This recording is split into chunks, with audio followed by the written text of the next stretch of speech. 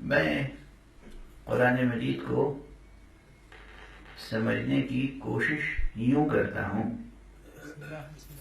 کہ اکثر مصلی پہ بیٹھ کر سحر کے اوقات میں یا جب بھی مصلی پر بیٹھنے کی توفیق نصیب ہوتی ہے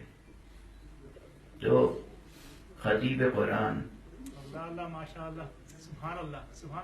نبی آخر الزمان صلی اللہ علیہ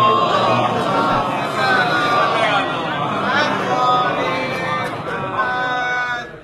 کا واسطہ دے کر اور خدا ہی سے دعا کرتا ہوں، پروردگار